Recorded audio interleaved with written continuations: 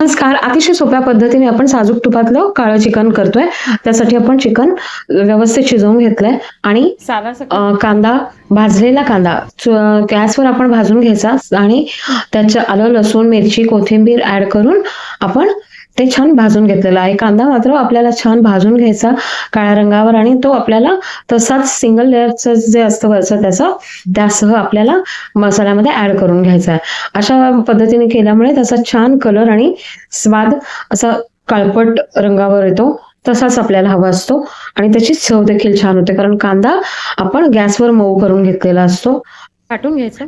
हळद, मसाले टाकले आपण, हळद, तिखट आणि गरम मसाला आणि धणे जिरे पावडर. एक चमचा प्रत्येकी. 2 चमचे तिखट होतं फक्त. आणि आता हा काळा मसाला, ज्यामध्ये गरम मसाला देखील आपण ऑलरेडी टाकलेला होता. गरम मसाला असलेला हा काळा मसाला, त्यामुळे आपल्याला गरम मसाला आपण आधी जो टाकला होता तो कमी वापरला होता. 1 चमचाभर. छान मसाले भाजून घ्यायचे. एका बाजूला आता आपण 2 चमचे कांदा लसूण मसाला देखील यामध्ये ऍड केलाय. मीठ चवीनुसार आणि थोडी साखर. छान परतून घ्यायचं. तूप यामध्ये भरपूर वापरावं लागतं.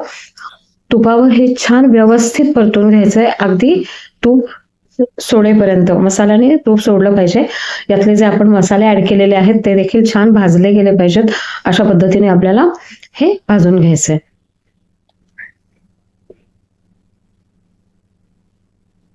मसाला छान जाडच वाटून घेतला होता. आता आपल्याला यामध्ये चिकन ऍड करायचंय. चिकन ऍड केलं आपण आणि आता मसाला आपला ऑलरेडी भाजलेला आहे व्यवस्थित, त्यामुळे आता फक्त आपल्याला सर्व पीसेस ना कोट होईल इतपतच 2 मिनिट व्यवस्थित फिरवून घ्यायचं आहे.